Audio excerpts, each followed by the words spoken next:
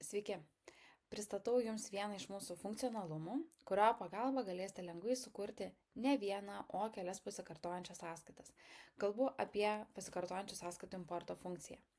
Tai nuo ko reikėtų pradėti ir kaip tai atlikti? Tai visų pirma, reikėtų nukeliauti į modulių sąrašą, tai arba kairėje paskyros pusėje paspaudus ant įmonės pavadinimo arba vardo pavardės, pasirenkame modulį, arba dešinėje pusėje dėlionės ikoną. Jeigu norim importuoti pasikartojančias sąskaitas, tai turi būti aktyvuotas ir pasikartojančių sąskaitų modulis. Kitu atveju, jeigu jis jau aktyvuotas, užtenka aktyvuoti sąskaitų importo funkciją.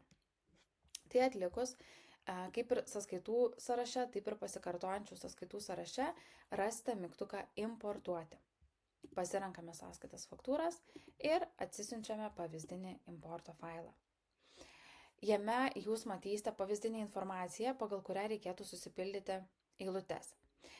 Labai svarbus yra pirkėjas, jo rekvizitai. Jeigu norėsite, kad sąskaita po sugeneravimo atėjus laikui būtų išsiųsta, tai būtinas ir elektroninio pašto adresas.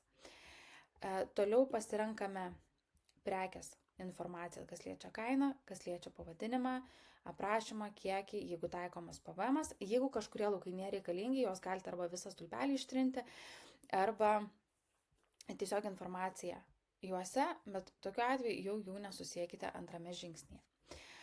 Dėl sąskaitos numerio jisai aktualus tik tai sąsajai tarp eilučių, jeigu viena sąskaita turi ne vieną, o kelias eilutes.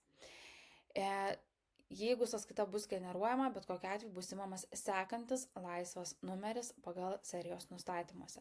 Tai jeigu būtų reikalingos dvi eilutės, pasirenkame antrą eilutę su tais pačiais duomenimis, išlaikome ir sąskaitos numerį, tik tai pakeičiame informaciją apie prekę ar paslaugą, kuriai bus išrašoma sąskaita.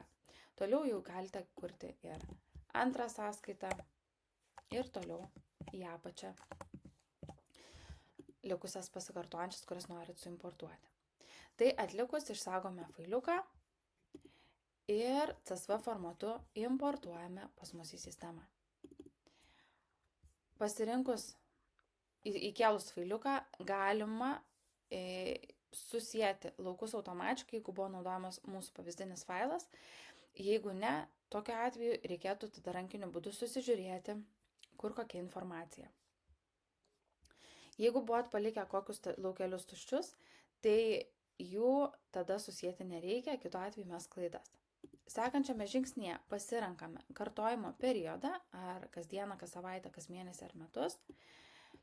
Toliau pasirenkame dažnumą, kas mėnesį, kas 2 ar rečiau ir pradžios datą. Laiką pasirenkate ryte ar vakare, žiemą priklausomai nuo laiko atsukimo bus +2 valandos nuo šio rodomos sistemos laiko, vasarą +3 valandos. Ir papildomi nustatymai, jeigu aktualūs. Toliau pasirenkame, ar sąskaitos turi būti, kai sugeneruotos turbūt išsiųstos klientam, tai kaip ir minėjau, labai svarbu nurodyti importo metu elektroninį pašto adresą. Taip pat pasirenkame šabloną, su kuriuo iškeliaus laiškas.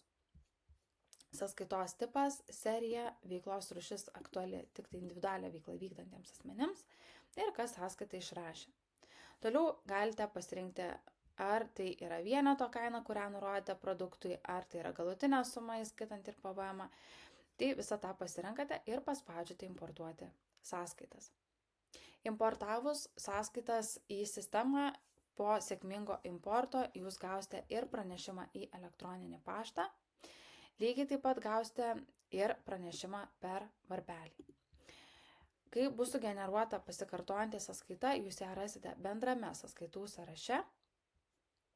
Matysite, kada yra pirma sąskaita, kokiu laiku, ateityje atitinkamai matysite ir kada kokios sąskaitos buvo sugeneruotos ir kokie jų statusai.